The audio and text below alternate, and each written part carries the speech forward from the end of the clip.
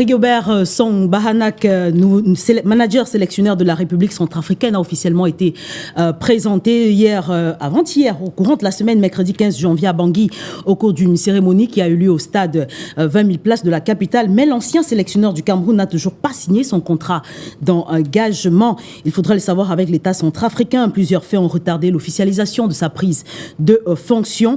Autre sujet au menu de cette édition du Dash Talk, la réforme du code électoral en vigueur depuis 2012 au Cameroun et cette polémique soulevée par Hermine Patricia Tomaino Ndam Djoya.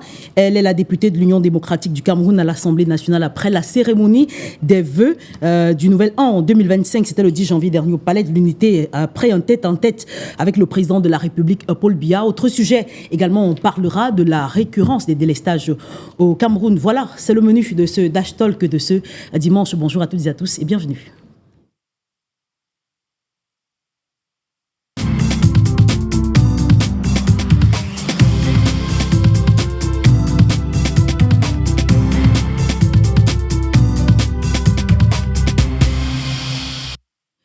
Nous avons avec nous ce midi Yves Abama du Rassemblement démocratique du peuple camerounais. Monsieur, bonjour et bienvenue sur ce plateau.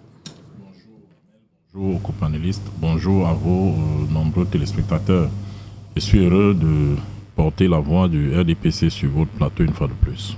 Alors, puisque vous parlez des panélistes, en face de vous, Lionel Damafouda, il est le président du comité communal d'Obala pour le parti camerounais pour la réconciliation nationale. Monsieur. Bonjour Armel, bonjour à tous les téléspectateurs de Dash. C'est un honneur pour moi d'être là ce matin, ça n'a pas été facile. Vous parlez de la commune dont j'ai la charge. Je sors de là ce matin où j'ai passé un week-end de ce côté-là justement pour relancer les inscriptions sur les listes électorales.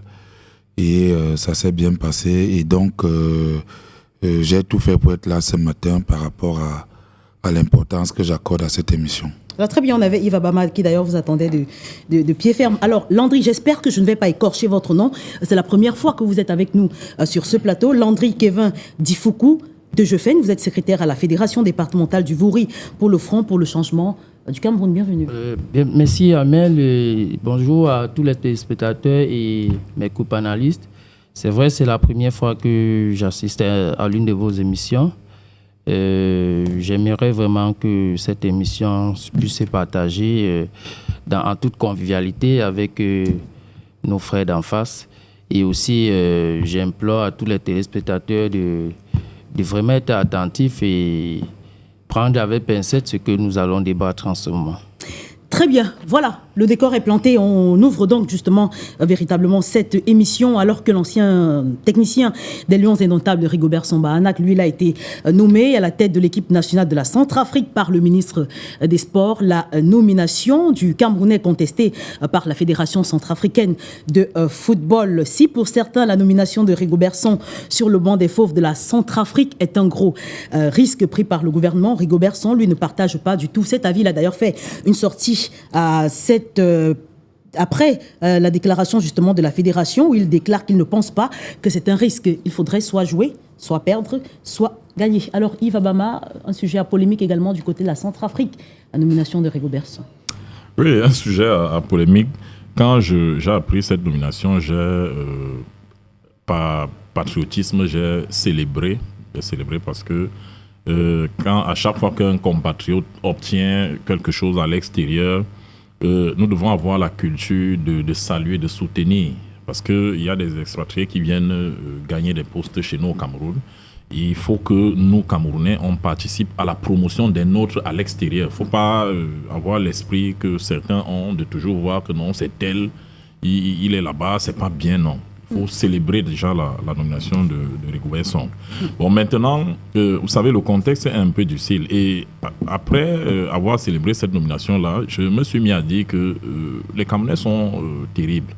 J'ai observé les comportements sur la toile et on se rend compte que ce qu'on appelait, ou qu'on appelle toujours ici au Cameroun, églisiens, sont en train de devenir les hiboux en Centrafrique. Et ce qu'on appelle ici les hiboux sont en train de devenir des églisiens en Centrafrique. C'est-à-dire que nous sommes en train de déporter notre querelle là-bas au lieu d'aller massivement soutenir notre compatriote. Rigobert Song a été un monsieur difficile uniquement dans les terrains de football. Mais quand il est sorti de là, aborder-le en société, c'est autre chose. C'est quelqu'un qui il n'est pas dans les polémiques, il est bon à vivre. Et donc, quand il y a une situation où il est en posture, je vais dire délicate, vraiment, ce serait bien qu'on se souvienne de la personne qu'il est, qu'on se souvienne de ce Camerounais modéré, pondéré et très mesuré qu'il est, parce que même au cœur du conflit qui a divisé le football camerounais pendant une certaine période, je n'ai pas lu un propos radical de Rigobert Song. Je n'ai pas lu un propos désagréable à l'endroit d'un compatriote du camp adverse. Je n'ai pas lu des grossièretés qu'il aurait mises. Il est resté respectueux. Il est resté, en fait, la bonne personne qu'il a toujours été. Donc, maintenant qu'il est dans cette posture, souhaitons que les choses s'arrangent. Souhaitons que le conflit ne s'éternise pas comme il s'est éternisé ici au Cameroun. Souhaitons que le plus rapidement possible, Rigobert Song retrouve un environnement où il peut travailler dans la sérénité. Donc voilà ce que je peux dire de prime abord sur la question. Alors Landry Kevin, on a quand même vu le sélectionneur entre guillemets de la Centrafrique qui s'est exprimé sur les antennes de la télévision nationale centrafricaine. Il déclarait son gagne, son perd, son fait match nul. Mais il faudrait savoir qu'il a refusé de signer à cause du climat délétère qui règne entre la fédération et le ministère des Sports. J'ai la carte de la prudence. Déjà, je vais dire la nomination de Song m'a... Comme le frère a dit, la nomination de Song m'a fait du bien parce que déjà, il est important que nous, Camerounais, nous puissions étendre notre intelligence, pas seulement chez nous, mais ailleurs.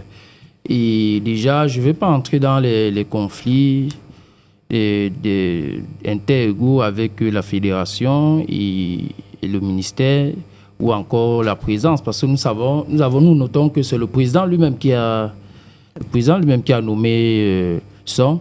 Je pense que cette nomination a été faite sur la base d'un CV qui a été étudié. Et il est important de laisser Song Bana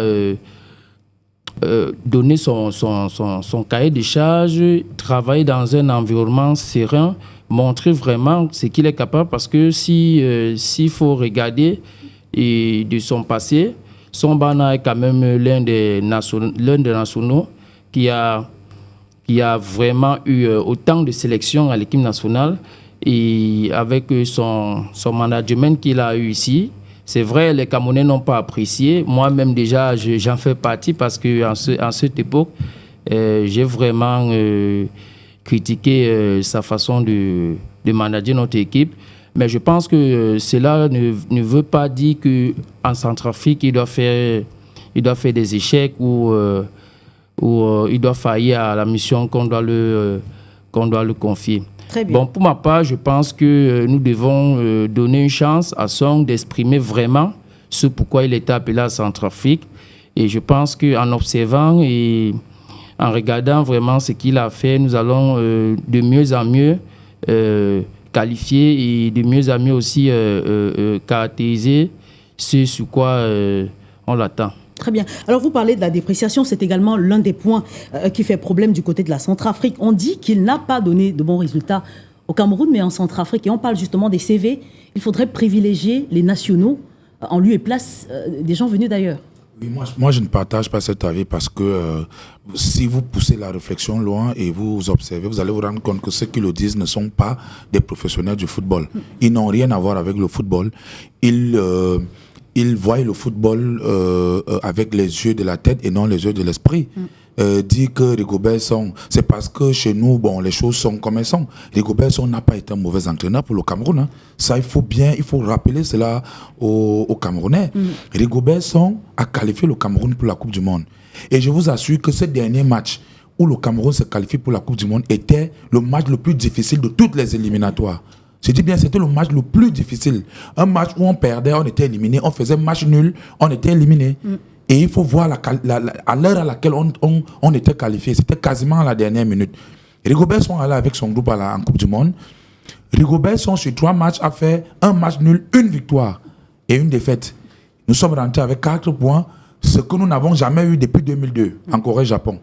À chaque fois qu'on est allé avec un entraîneur expatrié en Coupe du Monde depuis Corée-Japon 2002, on n'était plus jamais rentré avec 4 points. Et on a battu quand même le Brésil avec Rigobert Song Bahanakoban.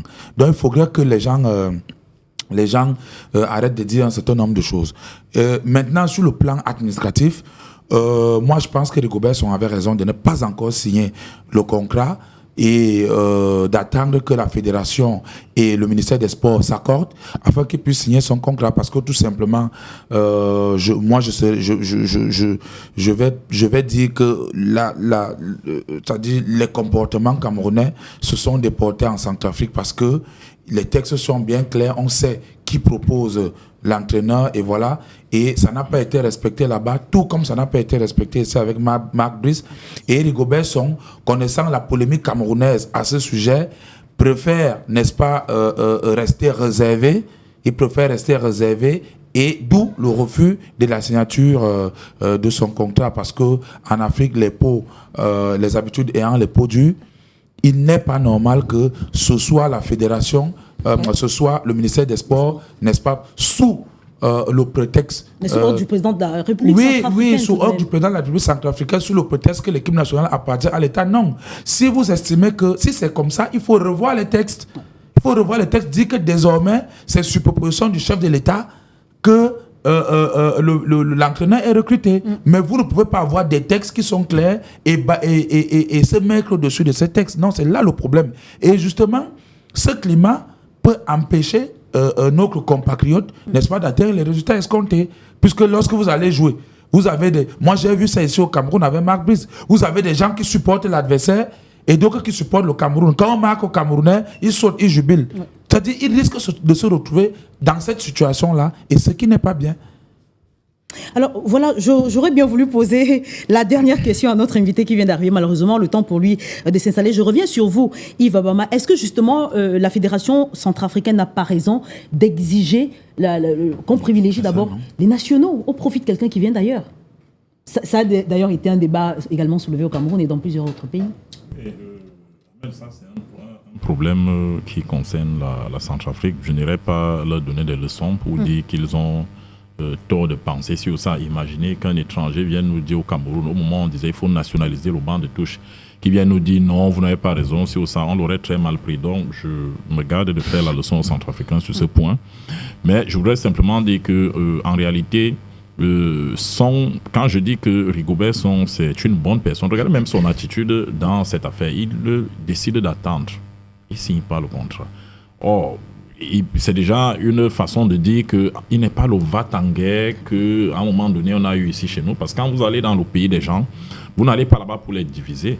Vous allez là-bas pour faire un travail qui permette, pour les réunir. En fait, la posture de Rigobert Song est une posture qui peut plus faciliter l'entente entre le ministère et la fédération. On aurait aimé voir ça ici. Pas que quelqu'un refuse de signer le contrat, mais que des gens aient des postures plus humbles, que des gens ne viennent pas. Et vous voyez, Rigobert Song, je suis sûr que là où il est, il ne prendra jamais la parole pour dire soit au président de la fédération là-bas qu'il n'est rien, soit tel. Vous voyez qu'il fait tout avec détachement. Et c'est pour ça que je dis souvent, il faut qu'on redéfinisse les termes intellectuels. Parce que quand vous voyez, c'est des gens comme Song qu'on raille, parfois pour dire le niveau d'études a fait sur ça. Mais quand vous voyez les actes qu'il pose, ses postures, vous comprenez qu'en réalité, il réfléchit beaucoup avant de s'engager. Vous voyez, on se dit, j'arrive dans ce pays, je suis dans un domaine fédérateur au football, il y a des problèmes, je ne dois pas être un catalyseur de ces problèmes. Je dois avoir une posture qui permette de les résorber le plus facilement possible. Maintenant, ceux qui estiment que Rigobert Song n'est pas à la hauteur, il n'aurait pas eu des bons résultats au Cameroun, patati patata, je voudrais dire qu'en réalité, c'est très facile. Vous voyez, nous qui regardons le football à la télévision et qui de temps en temps nous y essayons, on sait que c'est facile quand tu es devant ta télévision, mais au stade, c'est différent. Quelqu'un qui a plus de 20 ans de haut niveau dans le football, on le prend, on le met à un poste de sélectionneur de football pour travailler, pour enseigner aux cadets ce qu'il a fait pendant des décennies. Vous qui n'avez même pas joué au football scolaire, vous venez lui dire qu'il n'est pas à la hauteur. Vraiment, il faut qu'on soit modeste. voyez, soyons modestes. Disons-nous peut-être, bon, moi je préfère tel, j'aurais préféré tel autre, mais venir dire qu'il n'est pas à la hauteur, en fait, c'est insulter toute sa carrière, c'est insulter tous les clubs par lesquels ils sont passés. Et je vous dis que ces gars qui ont connu le haut niveau, les diplômes qu'ils vont chercher dans des écoles de formation pour entraîneurs et autres, là, c'est juste, j'ai envie de dire, c'est pour la forme. Hein. Ils vont là-bas en sachant déjà, ils savent déjà ce qu'ils ont à faire. On a certains compatriotes ici qui... en finissant leur carrière de football, ils étaient déjà des sélectionneurs. Je pense que ça a été le cas d'Eto, ça a été le cas de certains autres à l'échelle internationale. Donc, c'est des gars qui connaissent déjà le football. C'est comme moi, je ne peux pas être en train je pratique l'enseignement depuis plus de 20 ans. Après, vous allez venir me dire que là, dans mon domaine, là, vous voulez m'apprendre telle ou telle autre chose. Il faut que les gens soient humbles.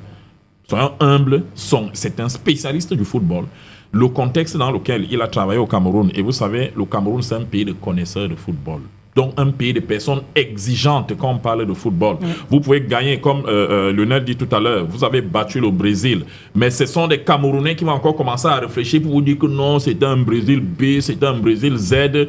Vous gagnez un match contre un pays dans un environnement où votre dernière victoire remontait à Mathusalem. Ce sont toujours les Camerounais qui vont venir vous dire que non, le Cap-Vert c'est quoi, tel c'est quoi.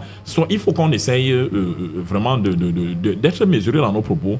Qu'on se dise, oui, le foot c'est une passion, le foot c'est pour tout le monde, mais le foot c'est d'abord pour les spécialistes. Ils sont en un. Très bien, on va prendre véritablement le premier arrêt de cette édition. On va refaire la lecture des grandes unes qui ont marqué cette semaine. Qu'ont dit les journaux? C'est la revue de la presse, une signature de Cédric Tachago.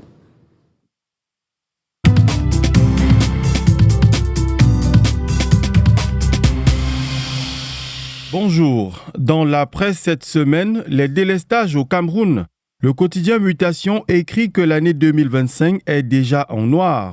Les perturbations se font ressentir avec acuité dans la fourniture de l'énergie électrique aux grandes dames des ménages et des entreprises qui continuent de se plaindre. Face aux critiques, le gouvernement prend la parole. Info Matin relaie la sortie du ministre de l'Eau et de l'Énergie. Gaston Elundou Essomba fait savoir que les perturbations dans le réseau interconnecté Sud sont dues en partie à une baisse de production de 70 MW dans les centrales hydroélectriques de Sonloulou et Edea. Lumière sur la pénombre, s'interroge le quotidien Le Messager qui relaie d'autres raisons gouvernementales à l'instar des changements climatiques et les factures impayées à Eneo. Des batteries de mesures en collaboration avec les acteurs du secteur pour un retour à la normale sont annoncées. Cette semaine, l'actualité politique dans les tabloïds était en grande partie liée aux élections présidentielles. Le quotidien Émergence déclare qu'une opération de blocage des candidatures de Maurice Kamto et Cabral Libi a été activée. Le journal de Magnus Biaga se réfère au dernier communiqué du secrétaire général du comité central du RDPC, Jean Kueté, qui dénonce une campagne de dénigrement de leur candidat naturel et écrit que le Cameroun n'est pas une république des médias, fussent-ils sociaux. Pour repère, Maurice Kamto joue avec le feu. Le journal affirme que le leader du MRC inonde la toile de récriminations infondées au sujet d'une grossière manipulation du fichier électoral et souligne que tout ceci laisse planer le spectre de graves périls engendrés par des crises électorales. Sur le sujet, le quotidien gouvernemental Cameroun Tribune parle du piège de l'agitation. Alors que l'effervescence liée à la présidentielle est sur une courbe ascendante, acteurs politiques et de la société civile s'illustrent par des prises de position sulfureuses selon le journal, qui pense qu'il y a des chantiers urgents actuellement, à l'instar de la lutte contre les discours haineux et la mobilisation pour les inscriptions sur les listes électorales. Cette semaine, le budget de l'État pour le compte de l'exercice 2025 a été officiellement lancé. Défi actuel revient sur la cérémonie de Boya dans le sud-ouest. L'action du gouvernement sera orientée vers des projets visant à booster la production économique, dixit Louis-Paul Moutazé. Dans son discours, le ministre des Finances a relevé le soutien au Made in Cameroun, le désenclavement des bassins de production, le renforcement de l'offre d'énergie, entre autres, comme priorité de cette enveloppe de plus de 7 317 000 francs CFA. En perspective, le gouvernement a également les yeux rivés sur le secteur informel, souligne le quotidien L'Économie. Il s'agit du business des appartements meublés. Une enquête va bientôt être lancée pour cartographier ces structures qui échappent le plus souvent au fisc et font concurrence aux établissements hôteliers. Et il était une fois, David Abouem Achoyi, l'ancien SGPR, a rejoint l'au-delà le 15 janvier, jour de son anniversaire de naissance, et le journal Le Jour indique que c'est un vrai serviteur de l'État.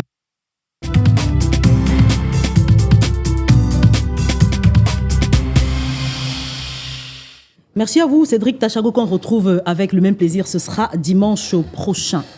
On reparle des dispositions communes à l'élection du président de la République, des députés, des conseillers municipaux et même pour parler du référendum, un sujet qui suscite des débats après la déclaration de la maire de Fumban, Patricia Tomaino Ndamjoya, selon laquelle le président Paul Biya n'a jamais eu connaissance de la proposition de modification du code électoral dont la proposition a été faite en novembre 2021. Une proposition dont le dépôt a été fait contre des charges, selon ses dires, au palais présidentielle de Yaoundé en 2021. Il faut savoir que la loi portant code électoral en vigueur en ce moment a été adoptée. C'était le 19 avril 2012. Alors, monsieur, je commence par vous. Il y a beaucoup de polémiques au Cameroun en ce moment, notamment avec la sortie de Patricia Tomaino Ndamjoya qui déclare que le président Paul Biya lui a confié n'avoir jamais eu connaissance de ces propositions. Oui, je vais dire que c'est pas étrange. Nous savons très bien que ce Cameroun, ce pays, n'est pas dirigé, ça fait un bon bout de temps. Et ça montre une preuve que tout ce que nous faisons, tout ce que nous dénonçons, passe vraiment à trépas. Ça veut dire que nous ne sommes pas pris en considération par rapport à nos dénonciations. Voilà une réforme qui a été proposée depuis longtemps et à plusieurs reprises déjà.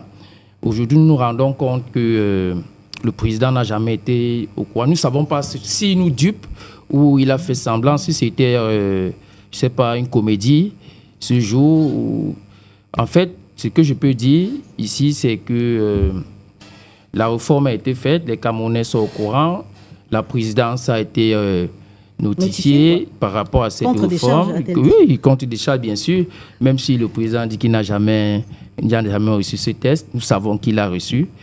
Bon, ça montre à preuve que tout ce que nous dénonçons, tous les problèmes que nous faisons face et que nous notifions les organes compétents, ces gens prennent nos notifications, ils mettent dans leur tiroir, soit ils nous prennent pour des tintins, soit ils nous prennent pour des personnes qui n'avons rien à faire, pour dénoncer ce que nous ne connaissons pas.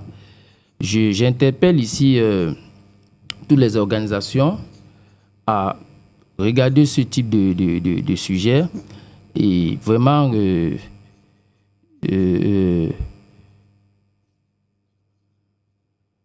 Bien voilà, le temps pour vous de reprendre votre souffle. Alors, Alex Nguepi, bonjour monsieur et bienvenue sur ce plateau. Bonjour. Alors justement, le président de la République a été clair, il a déclaré qu'il est ouvert aux sollicitations du peuple, mais on a l'impression, avec justement cette sortie de la maire UDC, que soit il n'a véritablement pas reçu le document tel que est en train de le dire Landry, soit alors il a reçu, mais fait fi de n'avoir pas reçu. Oui, je préfère la première, la deuxième hypothèse. Oui, qu'il a reçu, il fait fi d'avoir pas reçu. Vous savez, c'est quand on est président d'un Cameroun, on est président de la République, on est le premier sportif, tout, on est aussi le président des comédiens. Donc, ce qu'il fait, c'est la comédie en fait. Il a bel et bien reçu le document parce qu'on peut agresser un document comme ça et qu'il ne reçoit pas. Dit qu'il n'a pas reçu. Mais il n'a pas reçu des mains propres. Elle aurait déposé au secrétariat. Non, dit qu'il n'a pas reçu, cela démontrera à suffisance qu'il ne gère pas le Cameroun. Que ceux qu'il a nommés ne sont pas à son service, qu'ils sont dans leurs propres intérêts. Et donc, quand il dit qu'il n'a pas reçu, s'il confirme qu'il n'a pas reçu, c'est une fausse de gestion. En fait, c'est clair que M. Paul Biya n'est plus aux affaires. Donc, je préfère encore la seconde hypothèse en disant qu'il a reçu. Mais que comme c'est un comédien, sur le plan des comédiens camerounais, puis le plus chaud de tout, alors il fit n'avoir pas reçu.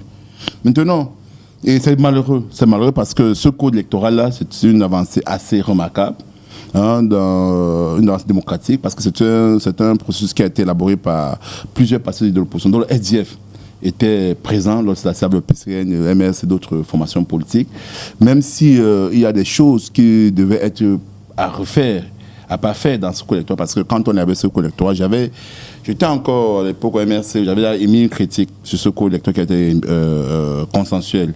Je crois que c'est l'une des raisons pour lesquelles on m'a investi du parti. J'ai estimé que les partis politiques se sont abrévés le droit de penser qu'il n'y a que eux qui peuvent gérer la chose publique. Quand on parle de politique, on se dit que ce ne sont que les partis politiques qui font de la politique. Alors que la CECI fait politique, mais ne concourt pas aux élections. C'est-à-dire, je me suis dit, j'ai été écœuré de ne pas voir les candidatures indépendantes.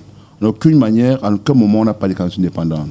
C'est-à-dire, comment est-ce que vous, qui êtes dans une corporation qui est assez connue, vous pouvez décider d'être maire de Douala, maire de Douala deuxième, maire de Douala troisième, selon votre lieu de résidence. Mais ce code n'a pas donné une plus-value aux candidatures indépendantes. Donc les partis politiques sont arrangés à être les seuls maires du jeu. Et ça fait que c'est encore un frein à la démocratie. Ce sont des choses que j'ai eues à des réserves. Vous avez par exemple les corporations des Bayam Salam qui subissent la pression des mairies. Mais elles peuvent s'organiser, dire, bon, comme ces gens nous dérangent toujours dans les marchés, nous, on va s'organiser et prendre cette mairie. Elles n'ont pas besoin d'entrer dans l'information politique. Pourquoi? Parce que lorsqu'elles vont dans l'information politique, elles vont trouver les classiques qui vont dire, faites d'abord vos preuves dans la formation politique avant de venir gérer la chose publique. Mais si déjà le code électoral permet qu'elle puisse être candidate et que c'est au souverain que le peuple décide de faire confiance, pourquoi pas? Donc c'est l'une des choses que j'ai eu à regretter dans ce code électoral consensuel. Et je tiens toujours, je suis clair dessus. J'espère que le nouveau code électoral qui sera soumis au plan public, et j'espère que quand c'est encore soumis, qui va recevoir, et que si jamais on doit amender ce code-là, qu'il y aura des études profondes qui seront menées, et qu'on puisse y incorporer, y introduire la coopération, et qu'on parle réellement des candidatures indépendantes, qu'on aligne nos lois à notre constitution. Oui. Vous comprenez? Parce que j'ai un débat qui se passe aujourd'hui concernant le candidat d'un président des présidents de partis politiques qui peuvent bien, qui ont le droit légitime en tant que Camerounais de candidater aux élections présidentielles. Et même le PCN, on veut qu'ils subissent cela. Mais pourquoi laisser faire croire aux Camerounais qu'il faut forcément être d'un parti politique? Ou bien pourquoi laisser faire croire aux Camerounais qu'il faut avoir 300 signatures? Lorsque la Constitution vous permet de candidater. Donc il faudrait donc que dans le code électoral là, et celle des assises, qu'on permette à chaque Camerounais qui veut être candidat aux élections locales, aux élections législatives ou bien aux élections présidentielles, de se porter candidat. Qu'on revoie aussi également les cautions qui sont exagérées. J'ai vu des gens soutenir disant que 30 millions, c'est parce qu'on veut trier. On trie quoi? Il n'y a qu'un seul souverain. Même s'il y a 1000 candidats, le souverain, le roi, le dieu du Cameroun, c'est le peuple. Le roi va décider à qui faire confiance. Et lorsque le roi trouvera que celui à qui j'ai fait confiance ne me satisfait plus, alors le roi va retirer son soutien à cette personne-là. Le problème, c'est que malheureusement, même quand on le dit, et ce qui se passe aujourd'hui dans le code actuel, c'est que le roi, pour l'instant, est endormi. Le roi n'arrive pas à décider. Quand le roi décide, il y a des gens, des oligarques, qui ont décidé de prendre des institutions en otage et qu'eux, ils se maintiennent. C'est pourquoi, justement, le code électoral doit se conformer à la légitimité. Notre code électoral parle plus de légalité. C'est le discours que j'ai toujours eu à tenir à mon cher Yves Abama, lui faisant comprendre que votre président est certes légal, parce que la légalité est conférée par les institutions, par la loi, mais il n'est pas légitime. La légitimité, par contre, est conférée par le mode du scrutin, par le fait que le vote. Mais il y a quand même eu élection présidentielle. Non, j'arrive. Je dis, il est légal. Il est annoncé élu. En 92, il avait annoncé élu. En 2018, il a annoncé élu. Mais en 92, on a clairement dit qu'il a voulu l'élection. 2018 encore, je suis clair dessus. 92 et 2018, il a voulu l'élection. Je suis clair, je ne change pas mon point de vue dessus. Donc, il faudrait que nous réussissions dans la phase que les résultats sortis des urnes soient le reflet des résultats donnés par la Cour constitutionnelle, soit le reflet des résultats sur des urnes. Dans ce moment-là, on parlera de légitimité.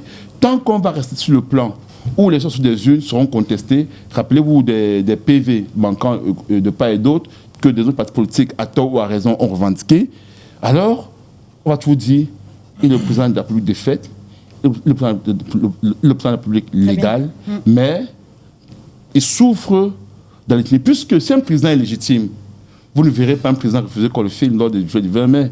Vous ne verrez pas un président Vous ne verrez pas un président incapable de prendre un bain de foule. Il a peur de qui? Quand vous allez gagner l'élection à 71%, ben, en principe, vous devez quitter chez vous, aller au marché central, Kouloulou, faire votre marché et rentrer sans garde du corps. Parce que le peuple vous a plébiscité à 71%. Mais dès que vous êtes incapable de saluer le peuple, d'aller auprès de la foule, sans votre sécurité, cela démontre que vous n'êtes pas légitime, que vous êtes conscient qu'il y a eu vol, qu'il y a eu trucage. Bon, si elle dit que ce sont des voleurs, parce que non, j'ai dit des gros mots, mais ce sont des personnes qui ont truqué l'élection. On ne va pas aller dans les gros mots. Merci Alex. Alors, il faut quand même savoir que tous les partis ou la majorité réclament la légitimité d'avoir remporté justement ces dernières présidentielles. Alors, on fait face, Lionel Damafouda, ici à un problème de gouvernance, peut-être, au sommet de l'État. Le président qui déclare n'avoir pas reçu ce document qui a été proposé en 2021 par plusieurs partis politiques. On a également Monseigneur Samuel Cléda qui appelait le 3 décembre dernier à revoir également et à changer ce code électoral là, en vigueur depuis 2012. Oui, vous savez, le code électoral, depuis le jour même il avait été adopté en 2012, faisait déjà problème. La problématique centrale de ce code électoral était le mode de choix des acteurs. Et cela est visible. Et c'est pour cela que je dis à un moment donné, même quand on est au pouvoir, on doit quand même pouvoir faire des choses assez bonnes. Vous savez bien que le directeur général des élections actuel de l'ECAM est un ancien militant, est un militant du RD avec la carte. Il y a la preuve, ce n'est pas des choses qu'on dit. Il n'a pas démissionné. Le Conseil constitutionnel n'est fait que des militants du RDPC qui n'ont pas démissionné. Je dis que des militants du RDPC qui n'ont pas démissionné. Ceux-là qui proclament les résultats. Ouais. Vous avez le président, parce qu'en dehors du directeur des élections, il y a le président du Conseil, qui est militant du RDPC connu. Vous avez les membres, encore les simples membres. Par exemple, vous connaissez la polémique de la femme du maire de Douala 5e, qu'on a envoyée à Douala 3e comme chef d'antenne de l'ECAM. Nous avons écrit et on était obligé de l'enlever. Parce qu'on a voulu nous faire comprendre que vraiment, elle n'est que la femme du maire, RDPC, et elle ne peut pas influencer. Non, ça vous poussez. Puis, celui qui prend les résultats des élections législatives, c'est toujours la Cour constitutionnelle. Et que l'épouse de la Cour constitutionnelle est députée du RDPC. Donc, vous voyez, et vous ne pouvez donc pas tirer sur Samuel Cléda lorsqu'il le dit. Parce qu'en fait, des choses, les preuves sont là. Ce n'est pas des choses qu'on a. Si nous le disons ici, mais qu'on nous démontre le contraire. Donc, et ce code électoral à ce niveau-là avait des problèmes. Et le pouvoir, qu'est-ce que le pouvoir a toujours dit? Qu'est-ce que vous-même vous avez proposé? Alors là, donc, les partis politiques de l'opposition, certains, les vrais, pas les vrais, se sont assis, n'est-ce pas, pour proposer une mouture. Et vous n'allez pas quand même dire que ce code électoral n'était pas n'importe quoi. Lorsque vous avez le président du SDF qui est dans les arcanes de la politique depuis des années, formé par Annie John Fundi, vous avez le président du MLC qui est un éminent juriste. Vous avez Kabla Libi qui est un juriste internationaliste, Vous avez Thomas Enon Djamdjoua qui a roulé sa bourse à l'Assemblée nationale et autres, le Pierre Kwame et autres. Donc c'est pas... Et même, il y a une chose que les gens ne savent pas, c'est que la société civile n'a pas siégé, mais a donné leur avis dans ce code électoral. Ils n'avaient pas siégé. Mais le problème, c'est quoi? C'est moi qui ai la parole. Monsieur, s'il vous plaît. C'est moi qui ai la parole. Vous allez reprendre la parole. C'est moi qui ai la parole. La société civile allait demander à M. Philippe Nanga, allait demander à bien d'autres. Ils ont fait des propositions, mais ils n'ont pas siégé parce qu'ils ne voulaient pas qu'ils soient étiquetés comme s'ils soutenaient l'opposition. Vous voyez un peu, c'est pourquoi ils ont refusé de siéger, mais ils ont fait des propositions. Alors, le code électoral a bel et bien été transmis au président de la République. Mais ce qu'il faut dire, c'est que ce code électoral n'était pas la panacée. Ou alors, ce n'était pas quelque chose de fini. C'était une proposition. La proposition veut dire quoi? Ça veut dire qu'à tout moment, on peut se réasseoir et dire, bon, ok, ici, là, comment on fait? Bon, ça ne peut pas donner, on change. Ce n'était pas quelque chose d'arrêté. Ce n'était pas quelque chose d'arrêté pour dire que c'est ça qui va s'appliquer, non. Parce que le RDPC également avait le mot à dire dans ce code électoral afin que sorte ou se dégage un code électoral définitif, consensuel. C'est ça en fait l'idée.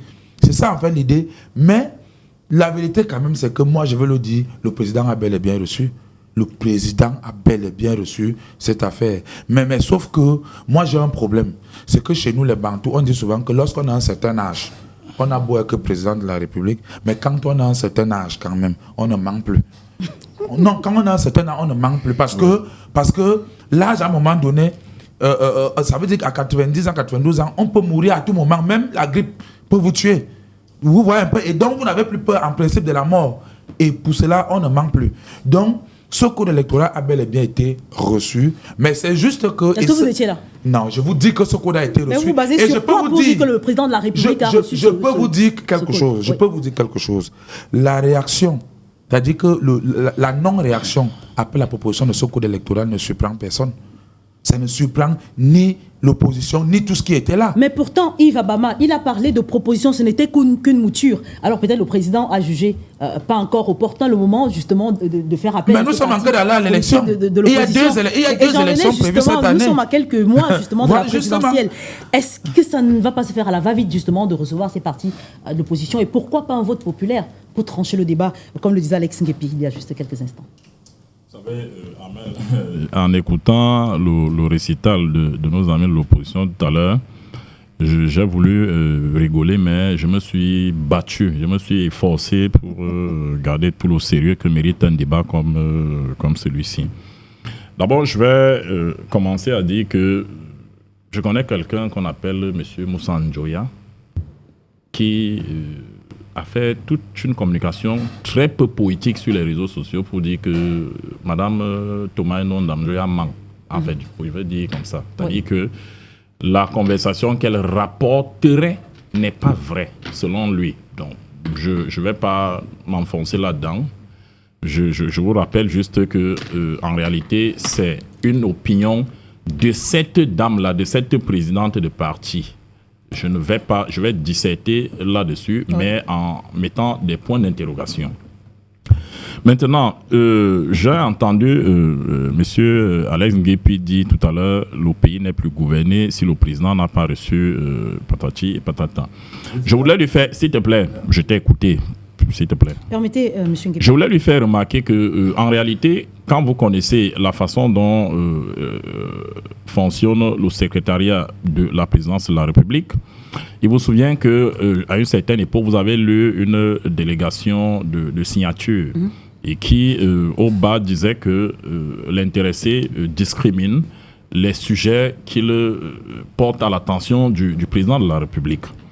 Voilà. Il peut arriver que, effectivement, le code a été déposé et que le responsable ou les services du secrétariat général de la présidence de la République ont décidé que le sujet n'est pas de premier plan. Oui.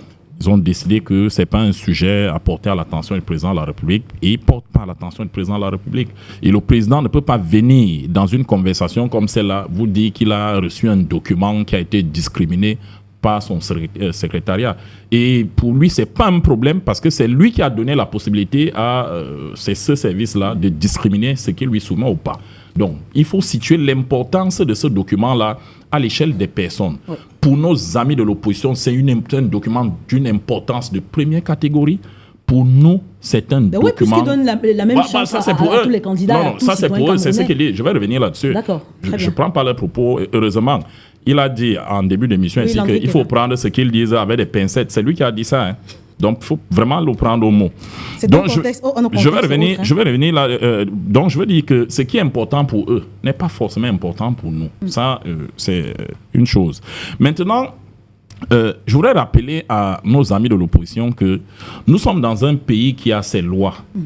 Monsieur Nguepi a rappelé tout à l'heure, il dit que la Constitution permet à tout le monde aux gens d'être candidats.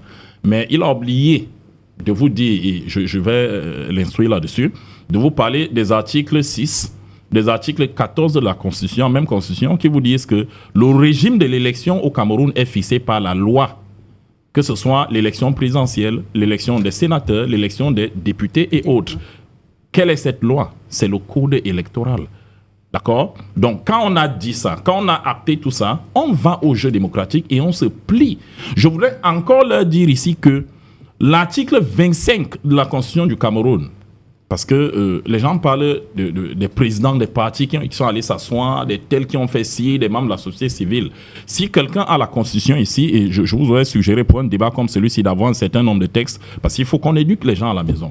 L'article 25 de la Constitution du Cameroun dit quoi? Il dit l'initiative des lois. Je dis bien l'initiative. Oui. Initiative en France, ça veut dire je commence, je veux faire quelque chose. Vous voyez, l'initiative des lois appartient concurremment aux membres du Parlement et au président de la République.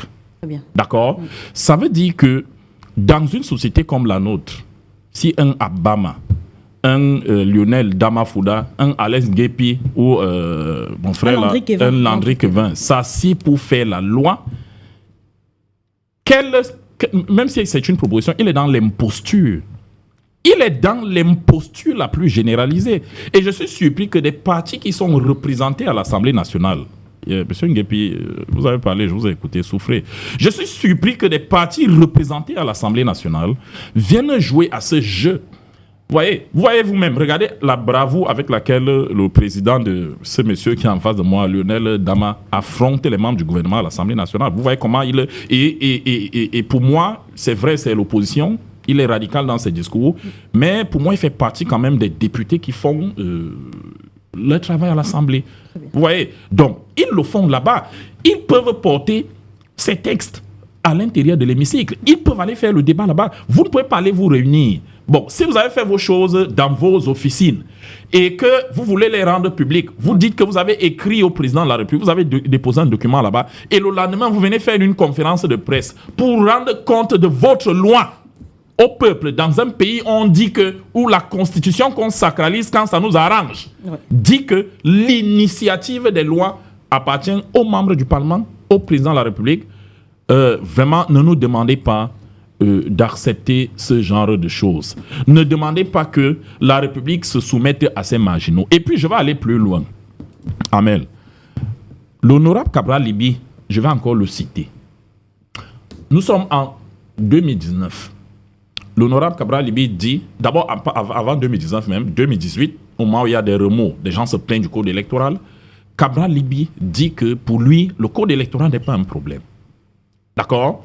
En 2020, il revient, il fait un post sur sa page, il dit, j'insiste, le code électoral n'est pas une panacée. Là, ce sont ses mots. Je pense que c'était en 2023. Le même Cabral Libi vous dit que avec ce code électoral, lui, il va gagner l'élection présidentielle de 2025. Vous voyez? Et je l'ai trouvé cohérent. Et je l'ai trouvé cohérent pourquoi? Je l'ai trouvé cohérent parce que il y a des partis ici qui viennent sur les plateaux de télévision débattre du code électoral alors qu'ils n'ont pas de militants. Vous avez des partis qui viennent sur les plateaux de télévision débattre du code électoral alors qu'ils ne se présentent jamais aux élections. Vous avez, et ils sont comme ça, j'ai voulu les appeler des anciens retraités de la politique, la vieille garde, qui viennent vous dire le code électoral, alors que ils ont une implantation territoriale discutable. Lionel Damafouda du PCN qui est en face de moi, il se souvient, un de ses camarades a fait la géolocalisation de leur parti politique sur un plateau de télévision. Leur camarade dit que nous, notre parti politique, l'essentiel de nos militants se trouve autour de la nationale numéro 3 entre Yaoundé et Douala. Et le journaliste de lui dit, qu'est-ce que tu es en train de dire? Il répète. C'est le code électoral qui fera que son parti-là quitte la nationale numéro 3, les alentours de la nationale numéro 3 pour entrer, pour aller à l'intérieur du pays. Il ne faut pas que les opposants viennent avec des faux sujets, qui viennent avec des faux débats. Ce débat est faux. Et il est d'autant plus faux que nous sommes à quelques mois d'une élection présidentielle. Il devrait avoir honte de venir ressusciter ce débat à l'occasion d'une anecdote à quelques mois d'une élection présidentielle.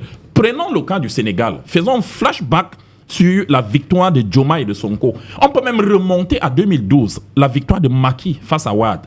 Ouais. Ce sont des gens qui prennent la peine de travailler. À 2 ans de la présidentielle, tout le peuple sénégalais était déjà au courant du programme de Diomaye et de Sonko. Exactement comme ce fut le cas de Wade en 2012 face à Macky Sall. Vous comprenez? Il dit c'est un pays démocratique, le président sort de prison, le premier ministre sort de prison. Il dit c'est un pays démocratique, c'est des gens pour qu'ils arrivent au pouvoir, il y a une centaine de morts tombés sur le carreau dans ce pays démocratique. voyez, l'herbe est toujours verte ailleurs, mais les gens doivent comprendre qu'ils ne peuvent pas faire fi d'une analyse de leur faiblesse interne et pointer le doigt sur l'élément facile. Je ne suis pas le défenseur de l'ECAM, je ne suis pas le défenseur du code électoral. Je suis en train de dire que ces gens-ci gagnent des élections avec ce code. Je suis en train de dire que quand ils s'engagent aux élections locales et qu'ils réussissent, ils ne viennent pas vous dire « Ah, comment j'ai fait pour gagner ?» Ils ne viennent pas s'interroger sur le plateau. « Comment j'ai fait pour gagner avec un code électoral aussi horrible ?» Non. Ils savent très bien qu'avec ce code électoral, quand on mobilise assez, on atteint ses objectifs. Je voulais prendre un élément. Il y a un autre élément, parce qu'on dit beaucoup de choses. Monsieur Nguepi vous dit, l'élection a été volée en 92, l'élection a encore été volée en 2018. Amel, vous ne pouvez pas voler un peuple qui vous dit, je ne veux plus de vous. Vous comprenez? Vous ne pouvez pas voler la victoire d'un peuple qui vous dit, je veux mettre tel, je ne veux plus de tel. Vous savez pourquoi les opposants ont de la peine à s'en sortir au Cameroun, même mobilisés? Parce qu'il vous souvient qu'à la suite de la présidentielle, quelqu'un vous dit, j'ai gagné l'élection. On a volé.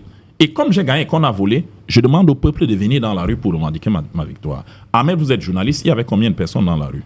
On me dira, ah, ils avaient peur des FMO, ils avaient peur d'ici ou de ça. Je viens de vous parler du cas du Sénégal, où on a arrêté un opposant populaire pendant 3 jours. Nous avons tous vu le Sénégal à feu et à sang. Vous comprenez? Il parle de légitimité. Quand vous avez essayé d'éprouver la légitimité du gouvernement en convoquant les Camerounais dans la rue et que les Camerounais ne viennent pas, ayez la hauteur de tirer les conclusions qui s'imposent. Les conclusions qui s'imposent, c'est quoi? Les Camerounais ne viennent pas dans la rue avec vous parce qu'ils soutiennent ce gouvernement. Très bien. En 2008, on a vu ces Camerounais, ils étaient fâchés. Ils sont allés dans la rue. Ne leur faites pas l'insulte de dire qu'ils sont incapables de descendre dans la rue. Ils peuvent aller dans la rue quand ils le décident. Ouais. Mais vous ne pouvez pas venir leur dire j'ai gagné.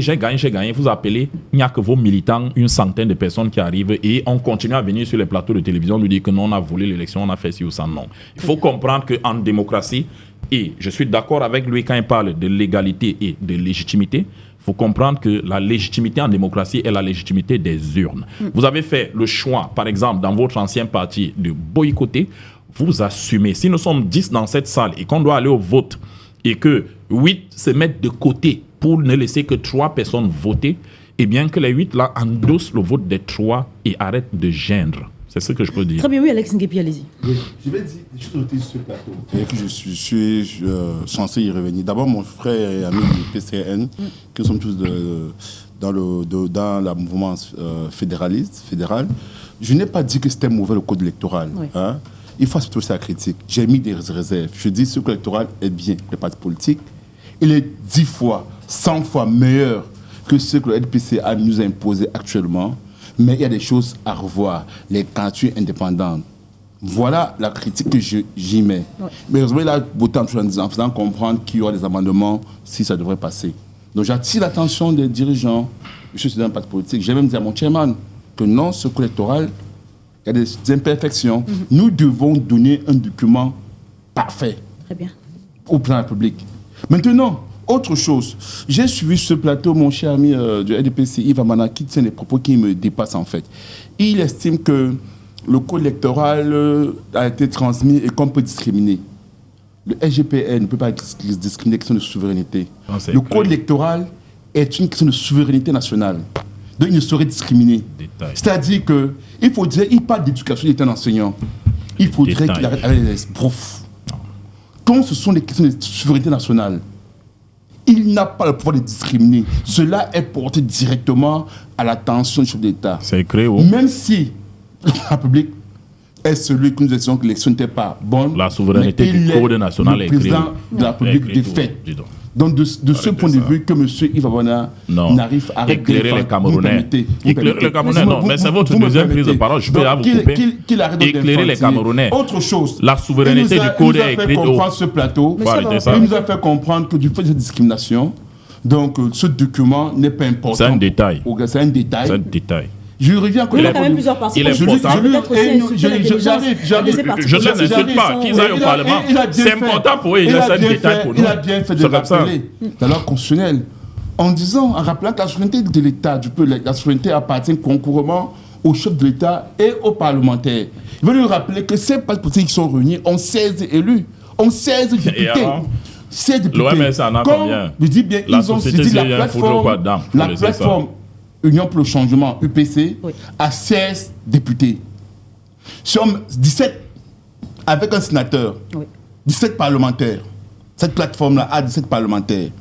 Donc, déjà, lorsqu'ils vont soumettre leur plan public, c'est pour que le plan public, à qui il peut apporter la souveraineté du peuple, peut donc convoquer, demander qu'il y ait une modification constitutionnelle, et aussi peut aussi le faire à travers l'Assemblée nationale. Donc, venir mettre ça en touche, en faisant comprendre que ce n'est pas normal. C'est pour ça que tout à l'heure, j'ai aimé qu'à parler de démocratie. Vous voyez un fait, c'est que ces gens du RDPC ont tellement peur que lorsqu'on essaie un peu d'énumérer les domaines de la démocratie, ils deviennent frilants.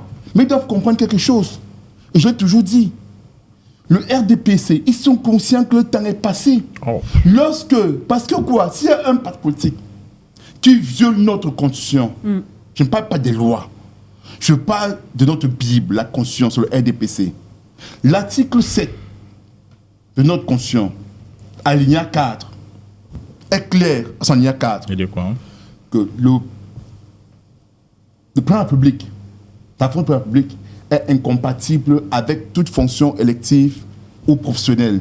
Il tient à dire que jusqu'à ce jour, le plan public est M. Paul Biya. Je te donne l'occasion de te corriger parce que j'ai la Constitution, je vais la lire au Camerounais. Je te donne l'occasion de te corriger. Non, pour qu'ils ne disent pas que je l'ai humilié en public. J'arrive. Donc, jusqu'à ce jour, vous avez M. Paul Biya, qui est président public du Cameroun, et qui est encore en même temps président du RDPC. C'est une violation flagrante de notre Constitution. Et si M. Yves Abana veut parler de cette loi, j'ai bien cité l'article. J'ai bien dit, article 7, je l'ai devant moi. Pour la gouverne des téléspectateurs, je peux lire. Oui, vous allez lire. Je peux aussi même le lire pour vous. C'est important. Non, ne lis pas pour moi. Je sais lire et commenter. Je vais le faire à ma façon. Qui a eu à énumérer cela. Allez-y rapidement. On a d'autres panélistes aussi. Non, tu n'as pas compris le texte que tu as cité. Je vais te l'expliquer tout à l'heure. Puisque c'est moi qui ai eu à parler de cela. Fonction publique élective, lis bien. Article 4. Ouais. La fonction, article 7, alinéa 4. 7, alinéa 4. Alinéa 4. La fonction de président de la République sont les fonctions de la République sont incompatibles avec toute autre fonction publique élective ou toute activité professionnelle. Non, bon, c'est pas ça. C'est ça qui est toute activité professionnelle. D'accord. Et non, mais Yves, vous allez revenir là-dessus quand vous allez prendre la parole. C'est clair. Jusqu'à ce jour, nous sommes conscients que cet article est violé, que la Constitution est violée, parce que le RDPC... C'est quoi la fonction élective? Il peut expliquer ça. Depuis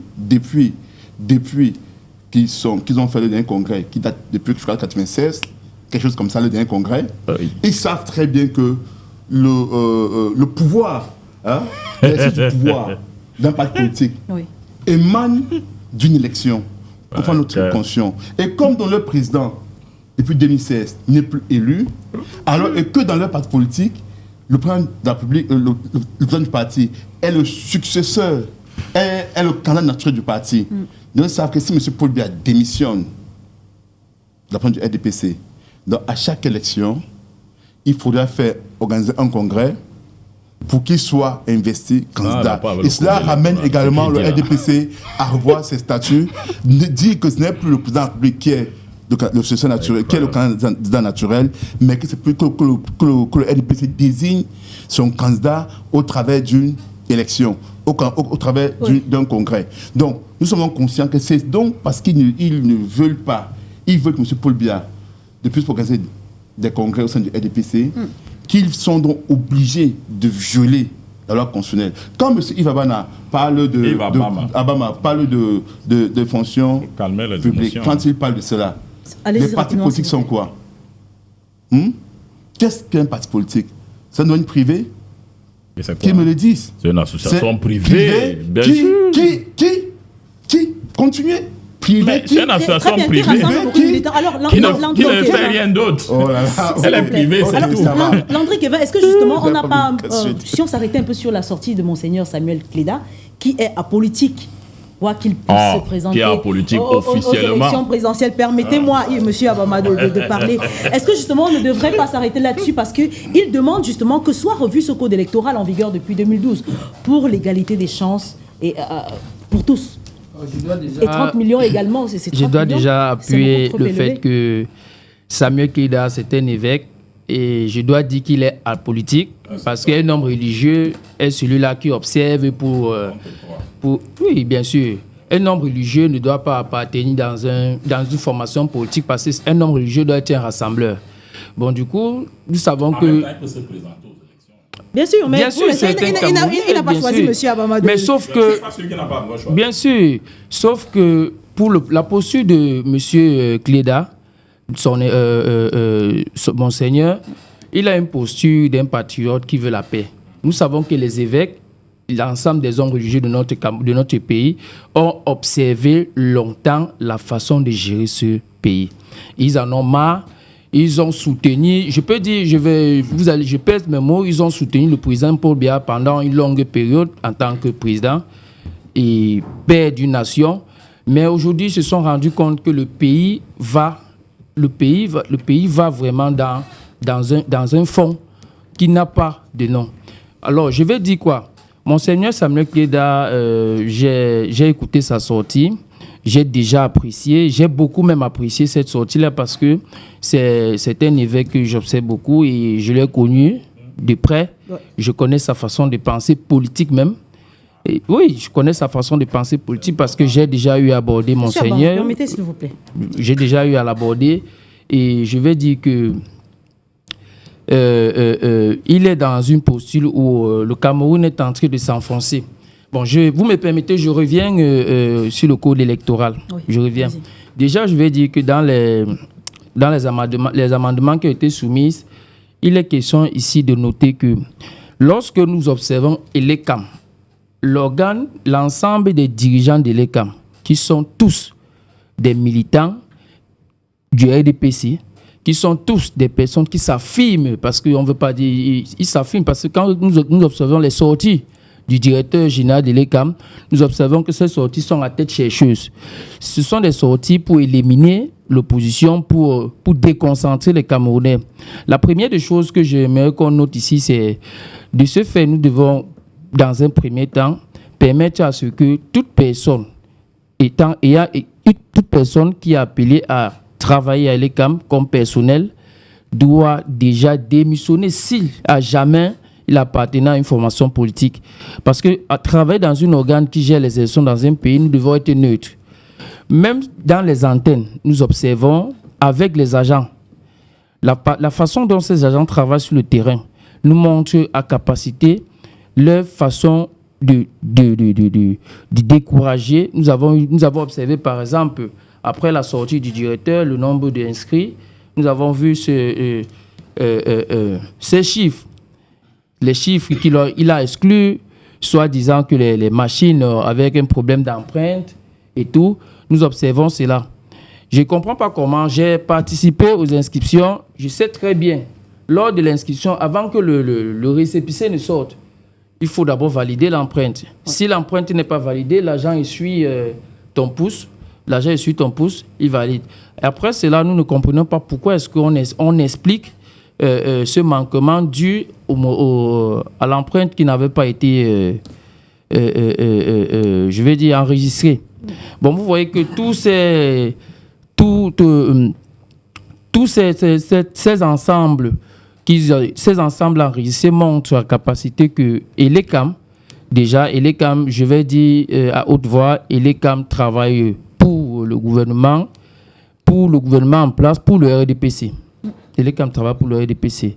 Alors, ce code électoral aussi, comme le co-panéliste Guépil a dit, devrait en même temps prévoir les candidatures indépendantes. J'allais le dire tout à l'heure, avant que j'ai perdu le flair de ma communication. Les candidatures indépendantes ici au Cameroun sont vraiment négligées parce qu'il y a des personnes qui ont vraiment des capacités, il y a des personnes qui observent la scène politique, mais qui ne veulent pas appartenir dans les partis politiques. Mais qui ont vraiment cette capacité à diriger, par exemple, une cité. À Douala-Seine, par exemple, nous avons des personnes qui ont eu à nous proposer la gestion des collectivités, la gestion urbaine, qui ne veulent pas faire partie de ces partis politiques qui sont dans la ville. Vous voyez un peu? Bon, ça, c'est des propositions qui devraient être dans le code. Et je pense... ce sont des propositions qui devraient être dans le code de les candidatures uniques. Et revenant aussi, je reviens sur notre co-panaliste. Sur M. Abama du RDPC. Du RDPC. Oui. Bon, vous savez... Alors, c'est rapidement, il faudrait qu'on passe au second sujet. Oui, je reviens avec lui sa façon de parler, ça veut dire que le papier qui a été déposé à la présidence pour la révision du code électoral, sa façon de parler, j'ai l'impression que ces militants du RDPC ou ces dirigeants qui sont à la présidence ont pris ce papier comme un chiffon. Tout à l'heure, il a dit que c'était un détail. Non, j'ai dit la façon dont vous parlez. Vous avez dit que le mot ne me plaît, il me plaît même le mot là.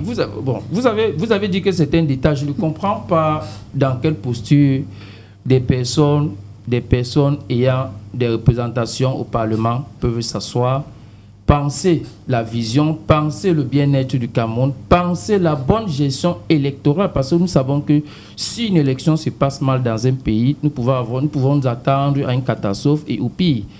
Comment est-ce que ces personnes-là s'asseyent et pensent à modifier un code qui a été piétiné, qui a été fait peut-être à l'époque de façon patriotique ou peut-être consensuelle, je ne sais pas. Aujourd'hui, on a trouvé que ce code n'est plus vraiment à suffisance pour notre pays. Nous l'avons soumis au président. Vous dites aujourd'hui que c'est un détail. Vraiment, je vous prie de peser vos mots.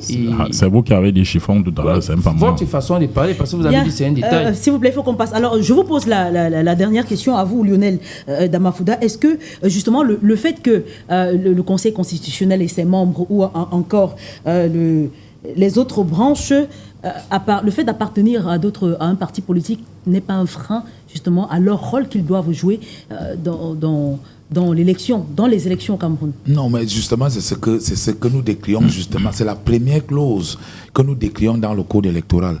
Parce que vous ne pouvez pas être à la fois juge et parti. Vous ne pouvez pas. Vous avez vu le professeur Joseph Owona qui est décédé. Vous avez vu tout ce qui a été réservé pour ses obsèques. Vous avez vu le RDPC était en bon plan, n'est-ce pas, dans l'organisation de ses obsèques. Oui. C'est ce que nous décrions. Comme pour ça du chairman, hein? Non, c'est jamais. Je vais vous dire une chose. C'est ça, vous ne pouvez pas. Le Conseil constitutionnel, dans sa majorité, je dis bien dans sa majorité, vous pouvez me donner un membre de l'opposition. Il y a un ancien sénateur SDF qui est là-bas. Je vais dire que les membres du RDPC, les militants du RDPC savent bien et ils sont conscients de ce que nous décrivons. Bon, mais comme il faut défendre sa chapelle politique, et ça c'est normal. Ça c'est normal, on ne peut pas leur en tenir rigueur. Je veux embrayer rapidement le cas de la sortie de Monseigneur Cléda. Oui. Est-ce que vous savez que la conférence épiscopale vient d'être bouclée et ils ont fait une sortie, c'est-à-dire la déclaration, n'est-ce pas, de la conférence épiscopale de cette année. Oui. Mais là-dedans, je peux vous dire qu'à partir de demain, ça va encore faire l'objet d'une polémique parce qu'ils sont revenus dans ce que nous décrions aujourd'hui. Parce qu'aujourd'hui, on peut pas dire que Monseigneur Cléda est un homme politique parce qu'il a dit peut-être quelque chose qui n'arrange pas les uns. Et voilà, on l'a dit par le passé. C'est son droit. Oui, on a dit par le passé sur le cardinal Toumi lorsqu'il voulait organiser la All Anglophone Conference. Moi, je connais une camarade à M. Abama, pour ne pas la citer, Marie Doualabel, qui avait dit à Mondo Vision à une émission que le cardinal Toumi est un homme politique. Vous voyez? Donc, c'est des choses qui sont connues. C'est sûr qu'elle mentait. Je vous dis, c'est des échappatoires. Et je veux dire donc que l'évêque que vous voyez, l'évêque reçoit les Camerounais tous les jours. Monsieur Paul Biya n'est pas accessible. Vous ne pouvez pas le voir. Mais vous pouvez voir Monsieur Cléda quand vous voulez. le secrétariat, déjà il y a ses propres ministres qui ne l'ont jamais rencontré. Oui. En dehors des Du cercle fermé. non, en dehors des cabinets, des cabinets qui sont dans la présidence. ils appellent ça quoi, le conseil des ministres, voilà. Oui. En dehors du conseil des ministres, et la présentation des vœux, comme cela est fait traditionnellement chaque mois de janvier. Oui, donc vous ne pouvez pas, le président Paul Biya n'est pas accessible, ni certains de ses ministres. Si vous voulez rencontrer M. Joseph Grégoire Onamenang, si on lui dit que vous êtes syndicaliste et que vous entendez faire, il va vite vous recevoir pour tuer la grève. Mais si vous dites que non, vous voulez le rencontrer parce que vous voulez discuter avec lui, il ne vous recevra pas. Par contre, que Monseigneur Keda rencontre, et pourtant, il est reçoit les gens,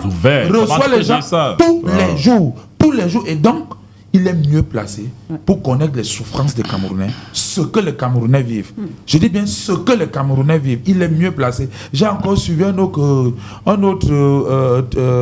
information hier pour dire que non, il n'a pas tenu des propos pareils parce que l'Église catholique est subventionnée. Mais je peux vous dire une chose. L'Église catholique aide beaucoup l'État du Cameroun. À tous les niveaux. Je dis à tous les niveaux. Dans l'enseignement. Les universités publiques aujourd'hui ne peuvent pas résorber, n'est-ce pas, même les écoles catholiques, les écoles primaires publiques. C'est pas possible. Moi, j'ai fait l'école catholique de la maternelle jusqu'en terminale. J'ai dit jusqu'en terminale, collège Jean Tabi, collège Monti. Vous comprenez un peu. Donc, et ça, c'est une aide, n'est-ce pas, à l'État. S'il faudrait qu'on laisse l'État gérer tout ce volet. D'abord, les universités publiques, à l'amphi 1000, à l'amphi 500, il y en a combien d'étudiants? Si l'école catholique n'avait pas existé pour résorber en partie, on ne peut pas dire que les subventions sont montées. Et même s'il y a des subventions, les subventions de l'État à l'Église catholique ne peuvent pas, n'assujettissent pas l'archevêque.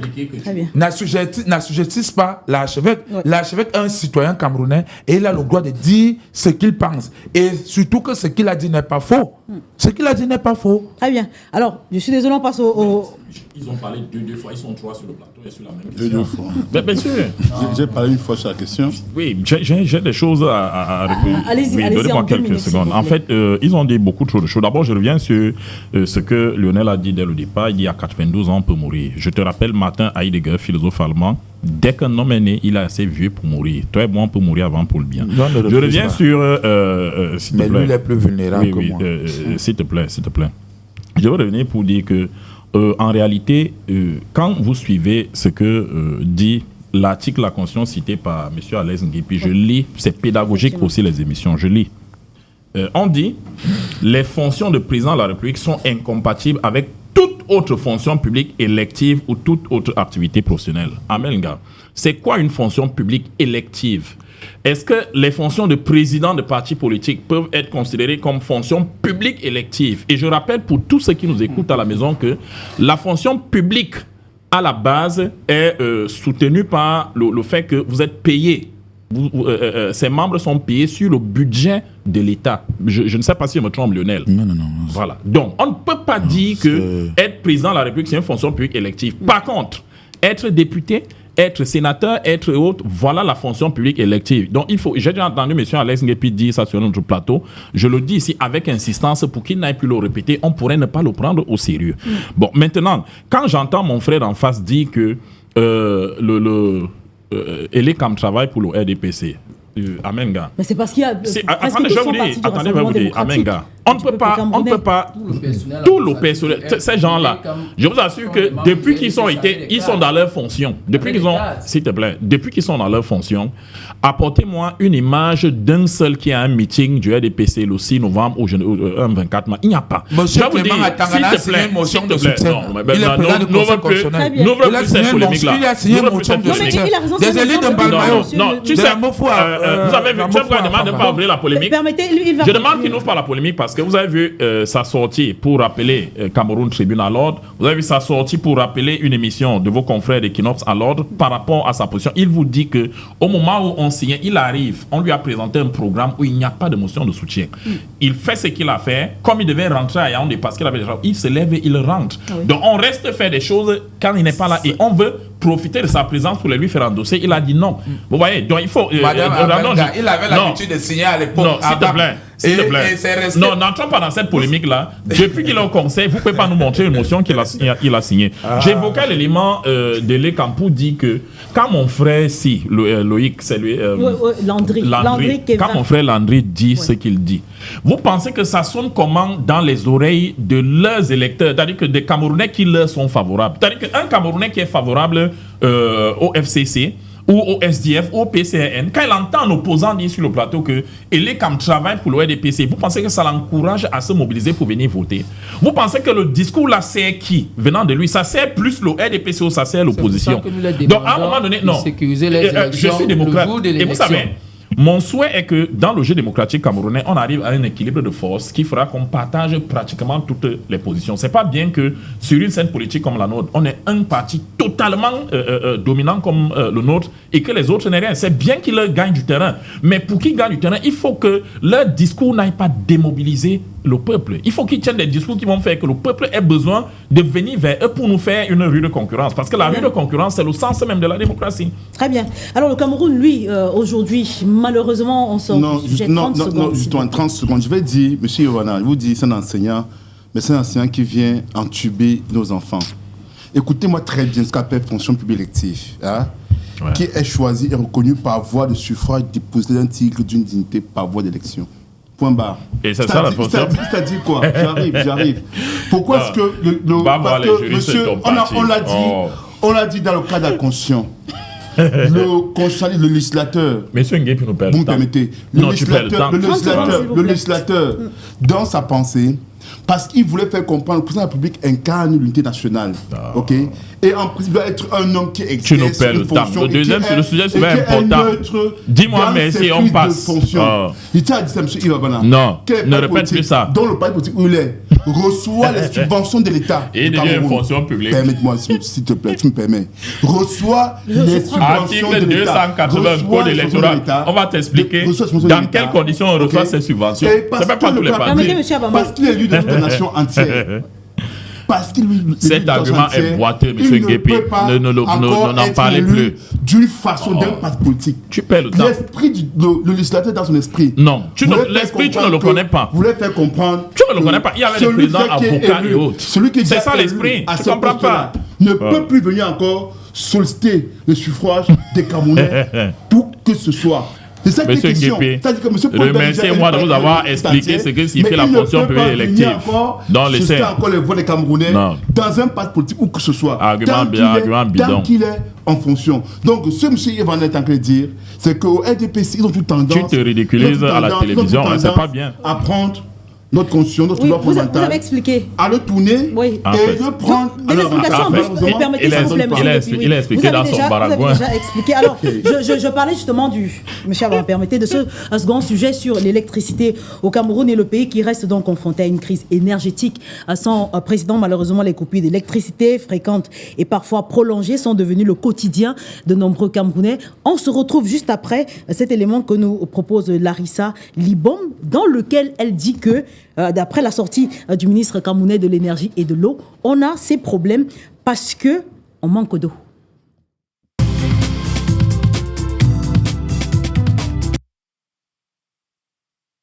Les chiffres sont alarmants. Avec une capacité de production d'électricité estimée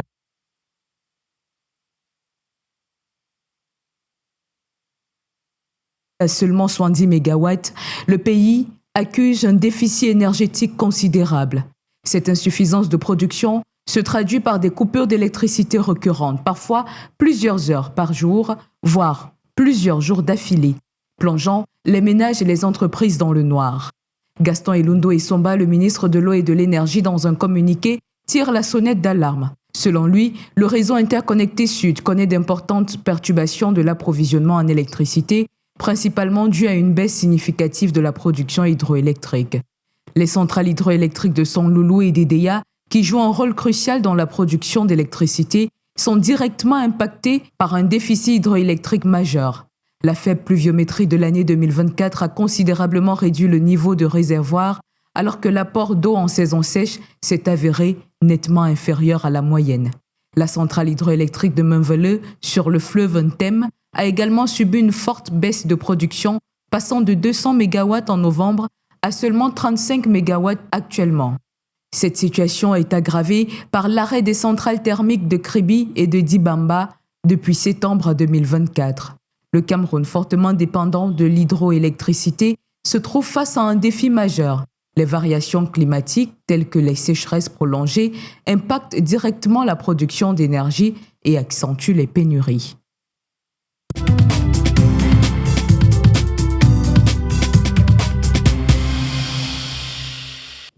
Alors, nous revoici sur ce plateau. Alex Ngepi, je commence par vous. Le Cameroun manque cruellement.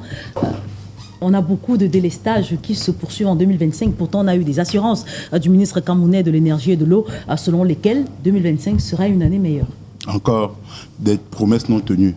Il faut dire que déjà, le Cameroun a, en 2006, un ordre d'État a été épongé par le FMI. Ouais. De 2006 en 2020, le Cameroun est en état à hauteur de 10 000 milliards de francs CFA. Aujourd'hui, notre dette est de 12 000 milliards de francs CFA. De 2020 en 2025, on a plus de 2 000 milliards de francs CFA. De 2006 en 2020, il y a 10 000 milliards de francs CFA parce que le Cameroun voulait... il y avait le projet... il y avait un projet qui était lancé par le pouvoir en place, qui consistait à construire des barrages. Entre, ils ont appelé par la SND. La SND, c'est 2020. SND 30. Oui, 2020, 2030. C'est compliqué, hein, monsieur. Mais l'autre, c'était 2010, 2020. Le DSE. Le DSE, document stratégique de l'emploi et pour la croissance. C'était ça. Dans ce document, il était question que le Cameroun, qui avait une production totale de 1250 MW, booste cela à 2500 MW. On devait doubler notre production énergétique. Pour ça, il fallait donc qu'on lance dans des grands chantiers de production énergétique, dans le barrage de Menvele, le barrage, tout ce que les longs parlent, tous ces barrages-là, sont des projets qui ont été lancés à partir de la DCE. Du DSE. Du DSE. DSE. Ok, peu importe. DSE. Ok, DSE. Ouais. De la croissance et de l'emploi. C'est bel et bien ça. Donc, c'était lancé à partir de là. Même le projet de Kribi concernant l'énergie thermique, le barrage à gaz. Donc, le Cameroun a pris des prêts de 10 milliards de francs pour le lancer. Il savait donc il était même prévu que le Cameroun devait exporter. En fait, on devait passer de 1250 MW à 3000 MW, donc à 3 GW. Et il y a 500 MW qui devaient être exportés au Tchad et à RCA, ce qui était prévu. Donc, le Cameroun devait avoir l'autosuffisance énergétique afin d'attirer certains types d'industrie métallurgique à s'implanter au Cameroun. Donc, il y avait le projet d'Aluk Kaba avec les Togolais, avec ceux qui sont au Togo qui devaient s'implanter au Cameroun. Donc, le Cameroun, en 2020, n'a pas pu achever la construction des barrages. Au lieu qu'on soit à 1200 à 3000, nous sommes à peu près, la production totale est de moins de 2000. Avec les pertes qui sont dues au transport, 2000 MW, donc 2 GW, avec des pertes qui sont dues au transport, parce que le système de transport n'avait pas été vraiment pris en compte et qu'ils avaient mal étudié ce projet-là, le Cameroun a moins de 1600 MW qui est utilisé pour les ménages et pour l'industrie. Ça cause donc les délestages. C'est dans M. Abba, tes chiffres là viennent si nous sommes dans votre document, allez lire votre document là. Allez lire votre document. Donc, si vous allez aujourd'hui en 2025, où ils ont mis en service un barrage qui devait produire 300 écoles, parce qu'en fait, les 10 milliards de francs CFA ont servi finalement à quoi? Aujourd'hui, le Cameroun devait être, avec le projet SND 2030, le Cameroun devait être dans le domaine du plein emploi. C'est-à-dire que des grosses industries devaient déjà venir se griffer au Cameroun et créer vraiment l'emploi et pas créer les marchés de consommateurs. Donc, l'énergie, la baisse de tension que nous avons aujourd'hui, c'est parce que ce projet a été mal ficelé, a été mal monté et les sommes dédiées à ce projet ont été détournées.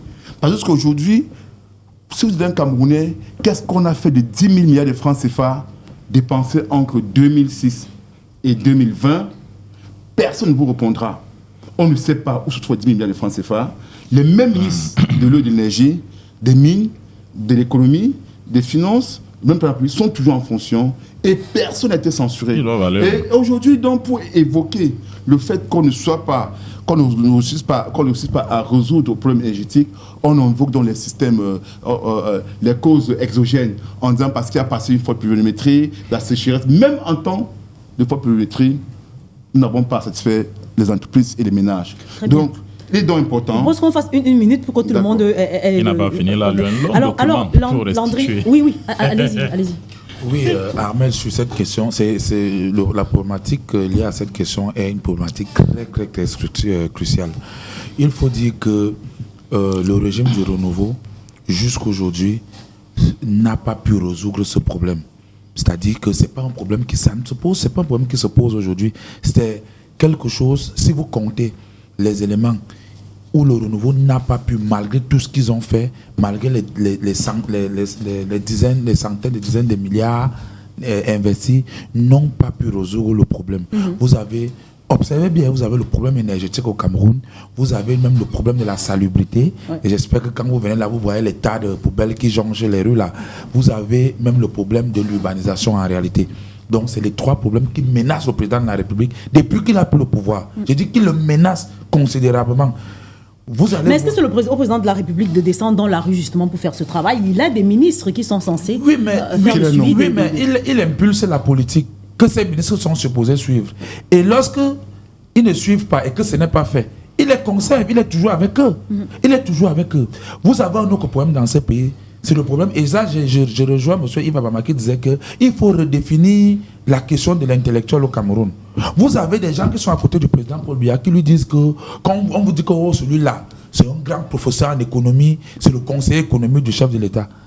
Mais on a des projets économiques mis en place dans ces pays qui ont foiré. Ouais. Et que c'est eux qui ont fait des propositions et que c'est eux qui ont induit le chef de l'État en erreur. Lorsque vous regardez aujourd'hui, l'économie, c'est rien. C'est la production, c'est la consommation, c'est tout. Voilà les 2 éléments majeurs d'une économie. La production d'un côté et la consommation de l'autre côté.